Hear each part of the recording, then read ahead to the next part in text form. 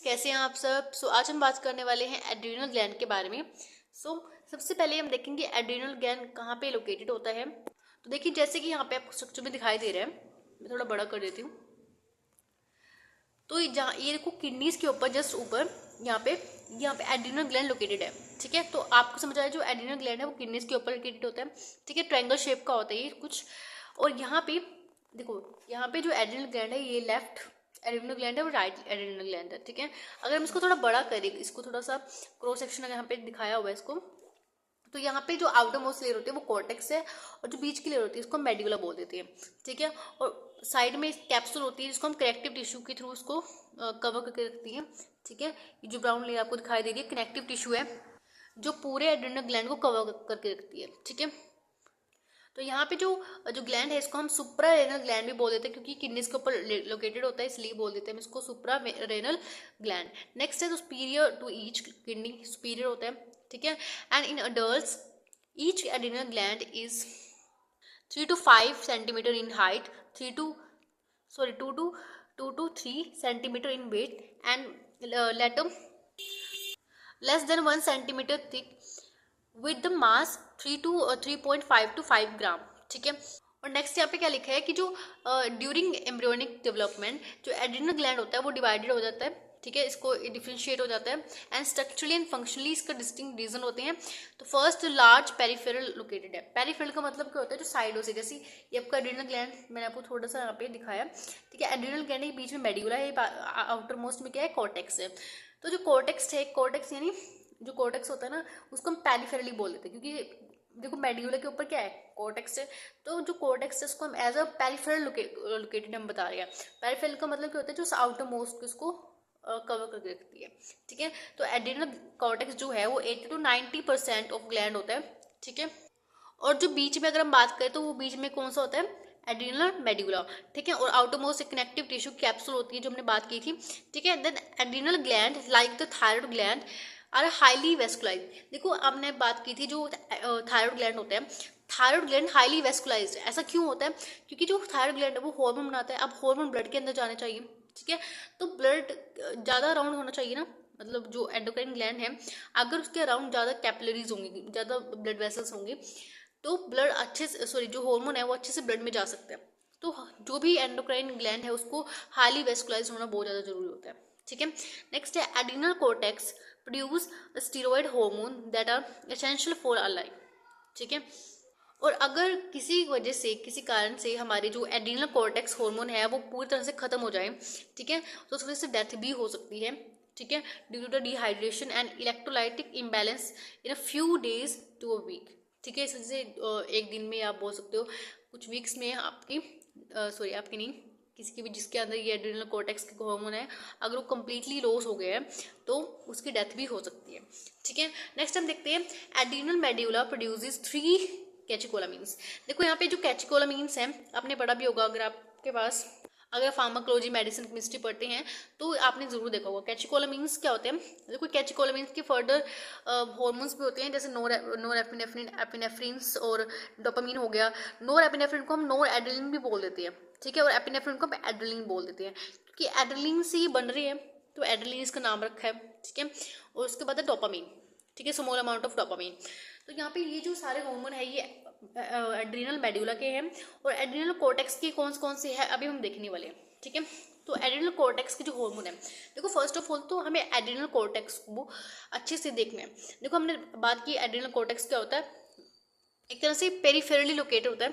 ठीक है, देखो यहाँ पे जैसे एक ग्लैंड है, ये जो ग्लैंड है इसके अराउंड कौन सी लेयर है, कॉर्टेक्स। अब ये कॉर्टेक्स जो लेयर है इसकी जो आउटर मोस्ट येलो कलर आपको दिखाई दे रही है, इसके फर्दर तीन लेयर्स है। ठीक है, 1 2 3 लेयर्स है मतलब। ठीक है, मैंने इसको थोड़ा सा बड़ा कर देती हूँ, 3 लेयर्स है। ठीक है, 1 2 3, तो 3 लेयर्स है। अब ये तीनों लेयर्स अपनी अलग अलग सिक्रीशन सिक्रीट करती है। ठीक है, अपने अलग अलग हॉर्मोन्स बनाती है, उन हॉर्मोन्स के बारे में हम यहाँ पे बात करने वाले हैं। ठीक है, तो यहाँ पे पहले क्या है, तो यहाँ पे आपको ये लेयर पूरी दिखाई है, ये आपकी आउटरमोस्ट कैप्सूल है।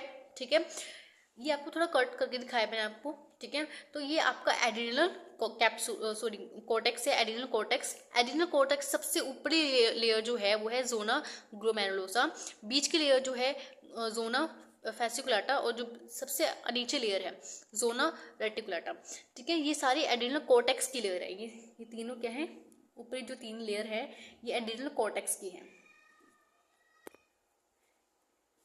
एड्रिनल कॉर्टेक्स की है ये।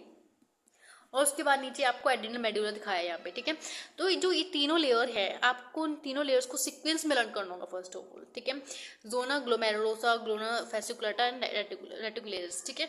इन तीनों की एक तरह से कवर्स लार्ज एरिया को कवर करके रखती है, ठीक है। और यहाँ पे इन तीनों के अपने अपनी सेक्रीशंस है, मैं आपको वो अब आगे बताऊंगी, ठीक है। सो पहले हम देखते हैं सबसे आउटरमोस्ट लेयर कौन सी थी। ये जो सारी लेयर्स है एड्रिनल कॉर्टेक्स की लेयर है, जो सबसे आउटरमोस्ट लेयर है जोना ग्लोमेरुलोसा। देखो यहाँ पे अगर आपको सिंथेसिस देखनी है तो आप देख सकते हो। तो उसका बट मेन चीज़ क्या है यहाँ पे, जो एक बार मैं आपको अगर आपको स्क्रीनशॉट लेना तो आप ले सकते हैं, ठीक है। वैसे ज़रूरी नहीं है, इसको पूरा आप लर्न कर भी सकते हो, अदरवाइज आपकी मर्जी है, ठीक है, इतना कोई पूछता भी नहीं है। तो यहाँ पे मेन चीज़ क्या है, यहाँ पे एल्डोस्टेरोन बनता है जिसको हम मिनरलोकॉर्टिकॉइड्स भी बोल देते हैं। तो यहाँ पे मेन फंक्शन क्या है, जो ये लेयर है ये एल्डोस्टेरॉइड्स बना रही है, ठीक है। एल्डोस्टेरोन जो होते हैं ये बहुत ही इंपॉर्टेंट होते हैं हमारी बॉडी के लिए, ठीक है। अगर आपको उसको स्क्रीनशॉट लेना तो आप ले सकते हो, ठीक है। तो अब हम नेक्स्ट देखते हैं जोना फेसिकुलाटा। जो जोना फेसिकुलाटा होते हैं और जोना रेटिकुलाटा, हम ये दोनों मैं आपको थोड़ा सा सेम साइड में आपको बताने वाली हूँ। तो कोई यहाँ पे क्या होता है, देखो जो हमारे पास जोना फेसिकुलाटा है वो, देखो फर्स्ट ऑफ ऑल इसका जो प्रिकर्सर है वो कोलेस्ट्रॉल है, ठीक है।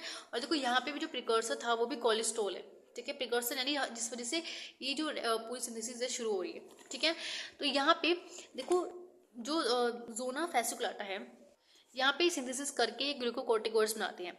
ग्लूकोकॉर्टिकॉइड्स ग्लूकोज को मेंटेन करने के लिए बहुत ज़्यादा इंपॉर्टेंट होता है, ठीक है। उसके बाद यहाँ पे कोर्टिसोल भी बनता है, ये भी जोना फेसिकुलाटा के थ्रू ही बनता है, ठीक है।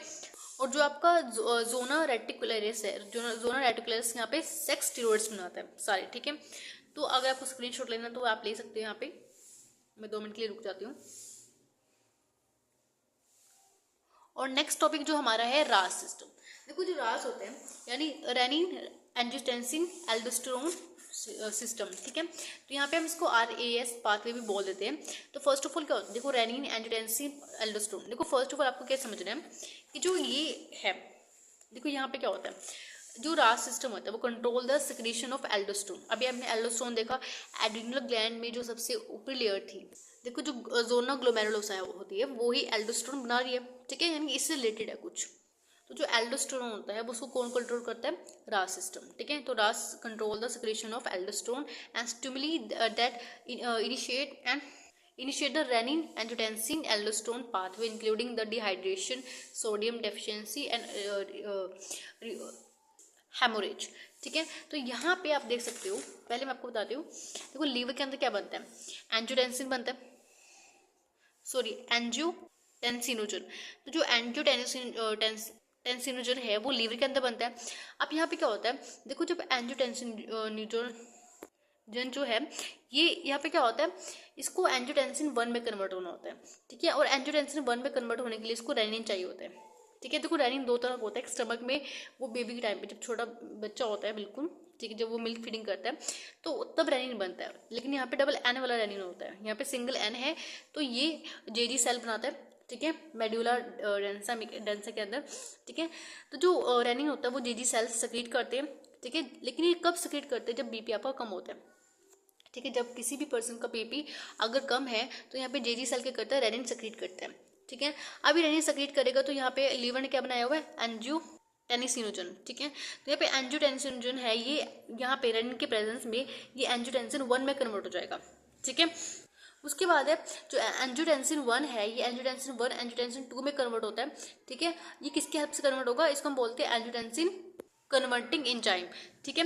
ACE की हेल्प से यहाँ पे ये कन्वर्ट हो जाएगा, ठीक है। अब देखो यहाँ पे आपको अब सब कुछ समझ आ जाएगा। देखो these condition cause the decrease in the blood volume.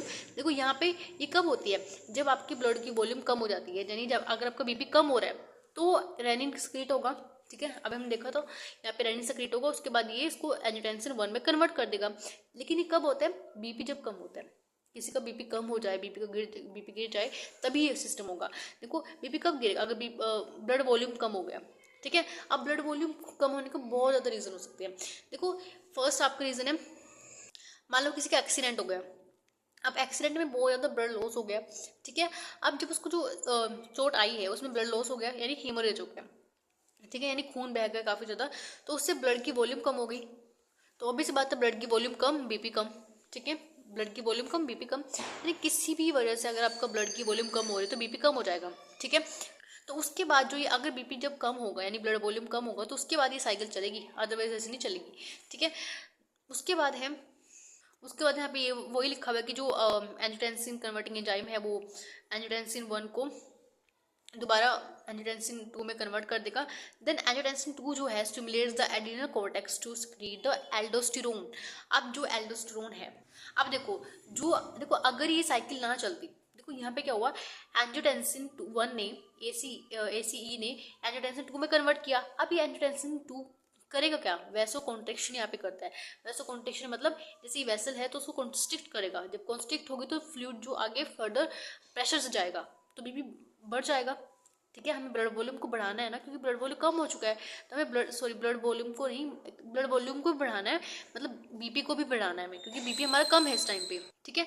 तो एंजियोटेंसिन क्या करेगा वो हम यहाँ पे देखने वाले हैं। तो हमने यहाँ पे देखा था जो ज़ोना ग्लोमेरुलोसा है, ज़ोना ग्लोमेरुलोसा जो लेयर है, आउटरमोस्ट लेयर है, ये यहाँ पे एल्डोस्टेरोन बना रही है, ठीक है। तो यहाँ पे एल्डोस्टेरोन क्या करता है, अब ये एल्डोस्टेरोन को स्टिमुलेट कौन करवाएगा, जो हमारे पास यहाँ पे एंजियोटेंसिन, यहाँ पे जो एंजियोटेंसिन जो है, एंजियोटेंसिन 2 जो है, यहाँ पे ये इसको सिक्रीट करवाएगा, ठीक है। ये इसकी हेल्प से सिक्रीट होगा एल्डोस्टेरोन। अब इसका फंक्शन क्या होता है, देखो उसके काफ़ी सारे फंक्शन होते हैं। ये किडनी के पास जाकर क्या करता है, जो वाटर बाहर जा रहा है किडनी के थ्रू, ठीक है, जो सोडियम वाटर बाहर जाएगा उसको रीअब्जॉर्ब कराएगा, ठीक है। तो यहाँ पे देखो जो एल्डोस्टेरोन है ये करता है increase reabsorption of sodium and water, कहाँ से करता है, किडनी से करेगा। अब जब देखो हुआ क्या था एक्चुअली, देखो मैं आपको शुरू से बताती हूँ, ब्लड की वॉल्यूम कम हो गई थी जिससे बीपी गिर गया। अब बीपी गिरेगा तो उससे क्या होगा, यानी अब बॉडी को एक सिग्नल मिलेगा कि यहाँ पे रेनिन को सिक्रीट करो जेडी सेल के थ्रू, क्योंकि बीपी गिर चुका है। ये जेडी सेल तब सिक्रीट करते हैं जब बीपी गिर जाता है। यहाँ पे रेनिन प्रोड्यूस हुआ, सॉरी यहाँ पे रेनिन का सिक्रीशन हुआ। अब रेनिन क्या करेगा, इस एंजियोटेंसिन जनों को यहाँ पे एंजियोटेंसिन 1 में कन्वर्ट कर देगा, ठीक है। उसके बाद यहाँ पे एसीई यानी एंजियोटेंसिन कन्वर्टिंग एंजाइम आएगा, इसको एंजियोटेंसिन 2 में कन्वर्ट कर देगा। अब एंजियोटेंसिन 2 क्या करेगा, एल्डोस्टेरोन को कन्वर्ट कराएगा। एल्डोस्टेरोन का फंक्शन क्या होता है, यहाँ पे ब्लड की वॉल्यूम जो है बढ़ा देगा। कैसे बढ़ाएगा, किडनी से वाटर को रीअब्जॉर्ब करा लेगा, सोडियम को रीअब्जॉर्ब करा लेगा, जिससे ब्लड की वॉल्यूम बढ़ जाती है, ठीक है। देन यहाँ पे वो लिखा हुआ है, it also stimulate the kidney to increase the secretion of potassium and hydrogen into the urine, ठीक है। नेक्स्ट हम बात करते हैं ग्लूकोकॉर्टिकॉइड्स की। अब देखो ग्लूकोकॉर्टिकॉइड्स कौन बना रहा है, जो बीच की लेयर थी ये वाली जोना फैसुक्लेटा जो लेयर है ये ग्लूकोकॉर्टिकॉइड बना रहा है, ठीक है। तो जो ग्लूकोकॉर्टिकॉइड्स है this regulate and metabolism and resistance of stress, ठीक है। अभी हम इसको देखेंगे, ये वाला जो पॉइंट है अभी हम इसको बाद में डिस्कस करेंगे, ठीक है, क्योंकि इसका जो पॉइंट का जो मीनिंग है वो आगे आपको पता चलेगा, ठीक है। And these include the cortisol, इसके अंदर जो कॉर्टिसोल है वो भी इंक्लूड है, हमने देखा था ना ग्लूकोकॉर्टिकॉइड के साथ कॉर्टिसोल भी बढ़ रहा था, ठीक है। इसको हम हाइड्रोकोर्टिसोन भी बोल देते हैं। उसके अंदर देखो जो कोर्टिसोल होता है, कोर्टिसोल के अंदर ये जो है ना फर्दर, ठीक है, इनके अंदर ये भी इंक्लूड होते हैं, ठीक है। कोर्टिसोन भी होता है, ठीक है, कोर्टिकोस्टेरोन भी होता है, ठीक है। फर्दर ये इंक्लूड होते हैं इसके अंदर, ठीक है। तो कोर्टिसोल जो होता है ये ज़्यादा एबंडेंट अमाउंट में होता है, अब लगभग ये 95% होता है, ठीक है। ओवर ग्लूकोकॉर्टिकॉइड्स एक्टिविटी जो होते हैं ये 95% होता है इसके अंदर, ठीक है। अब हम देखेंगे जो हाइपोथैलेमस ने क्या किया था, हाइपोथैलेमस ने यहाँ पे CRH यानी कोर्टिको ट्रोपिन रिलीजिंग हार्मोन यहाँ पे हाइपोथैलेमस ने रिलीज किया। उसके बाद पिट्यूटरी के पास जाएगा, ठीक है। यहाँ पे जो ये है, यहाँ पे एंटीरियर पिट्यूटरी यहाँ पे ACTH रिलीज करेगी, ठीक है। उसके बाद एड्रेनल कॉर्टेक्स यहाँ पे कोर्टिसोल बनाएगी। अगर बॉडी के अंदर ज़्यादा हो जाता है तो नेगेटिव फीडबैक के थ्रू यहाँ पे इसको इनिबिट भी किया जा सकता है, ठीक है। उसके बाद यहाँ पे आपको दिखाया इफेक्ट ऑफ ग्लूकोकॉर्टिकॉइड्स। देखो यहाँ पे क्या होता है, सबसे पहला क्या होता है, ग्लूकोकॉर्टिकॉइड का मतलब क्या है कि ब्लड में ग्लूकोज के लेवल को इंक्रीज कराना, ठीक है, यानी ग्लूकोज को मेंटेन करती है बॉडी के अंदर। तो first of all protein breakdown, अगर ब्लड के अंदर ग्लूकोज कम है तो क्या करेगी बॉडी, प्रोटीन को ब्रेकडाउन करेगी and increase the rate of protein breakdown and thus increase the liberation of amino acid into the blood stream. Then amino acid may be used by body cell for synthesis of a new protein और for ATP production. ठीक है, ठीक है, ये भी वो theory है, एक बार देख लेना आप। ठीक है, एक बार मैं बता देती हूँ आपको। It stimulates the liver cell convert. देखो यहाँ पे क्या मतलब है, जो आपने एक प्रोसेस पढ़ा होगा ग्लूकोनियोजेनेसिस, इसका मतलब क्या होता है। देखो जब भी एक तरह से आप बोल सकते हो यहाँ पे अनदर मोनोसेक्राइड मॉलिक्यूल्स के थ्रू अगर यहाँ पे कोई यहाँ पे ग्लूकोज बनाया जा रहा है तो उसको हम उस प्रोसेस को क्या बोलते हैं, ग्लूकोनियोजेनेसिस हम बोल देते हैं यहाँ पे। ठीक है, अब जो ग्लूकोकोर्टिकोइड्स होते हैं स्टिमुलेट्स द लिपोलाइसिस मतलब होता है लिपिड्स को ब्रेक डाउन करना। ठीक है, and the break down of triglycerides and release of the fatty acid from the adipose tissue into the blood. ठीक है, उसके बाद है ये कैसे करती है। देखो यहाँ पे रेजिस्टेंस ऑफ स्ट्रेस, तो यहाँ पे कैसे करती है एक्सरसाइज। अब देखो स्ट्रेस किस लेवल का, अब यहाँ पे अगर आप देखते हो, देखो जब आप फास्टिंग करते हैं, एक्सरसाइज करते हैं, टेम्परेचर या कुछ भी मतलब हाई एल्टीट्यूड पे जाते हैं, ब्लीडिंग हो रही है, एक तरह से क्या हो गया, एक तरह से स्ट्रेस हो गया ना ये। ठीक है, बॉडी के लिए स्ट्रेस है, ट्रॉमा है, तो उसको भी दूर करती है कौन, ग्लूकोज का जो लेवल है, जो ग्लूकोकोर्टिकोइड्स है उसको भी ठीक करती है, एक तरह से आप बोल सकते हो रेजिस्ट करती है स्ट्रेस को। ठीक है, नेक्स्ट हम बात करते हैं जो ग्लूकोकोर्टिकोइड्स है वो as a anti inflammatory effect भी शो करते हैं। अब देखो जो ग्लूकोकोर्टिकोइड्स है inhibit the white blood cell that participate in inflammatory response.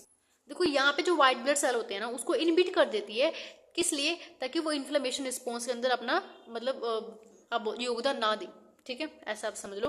तो यहाँ पे WBC को एक तरह से इनहिबिट कर देती है, किस लिए, ताकि वो इन्फ्लेमेशन ना करे। ठीक है, unfortunately glucocorticoids also retard tissue repair में भी काम आती है। As a result they are slow wound healing, लेकिन स्लो वुड हीलिंग है, and they are very useful in treatment of chronic inflammatory disease such as a rheumatoid arthritis. ठीक है, next है सप्रेशन ऑफ इम्यून रिस्पॉन्स। अब इसको भी मतलब suppress करते कैसे, हाई डोसेस ऑफ ग्लूकोकोर्टिकोइड्स। देखो यहाँ पे क्या होता है, अब ग्लूकोकोर्टिकोइड्स क्या करती है, अगर हम उसको हाई डोज दे देते हैं तो यहाँ पे जो इम्यून सिस्टम है उसको सप्रेस कर देती है। ठीक है, अब हम इसको जैसे आपने सुना होगा जैसे ऑर्गन ट्रांसप्लांट होते हैं। ठीक है, ऑर्गन ट्रांसप्लांट ने किसी की किडनी किसी और इंसान में डाल दी। ठीक है, तो बॉडी यहाँ पे ग्राफ्ट रिजेक्शन कर देगी। ग्राफ्ट रिजेक्शन यानी उसकी जो बॉडी है उस ऑर्गन को एक्सेप्ट नहीं करेगी। ठीक है, अपने बॉडी में ना, तो यहाँ पे हम एक तरह से इम्यून सप्रेसर हम दे देंगे, तो बॉडी इम्यून जो उसका इम्यून सिस्टम है उसको एक तरह से आप बोल सकते हो रिस्पॉन्ड नहीं कर पाएगी, और इससे क्या होगा, एक तरह से जो ऑर्गन ट्रांसप्लांट हमने किया था वो अच्छे से सर्वाइव कर पाएगा। ठीक है, तो ये था आज का topic, and thank you for watching this video. Have a nice day.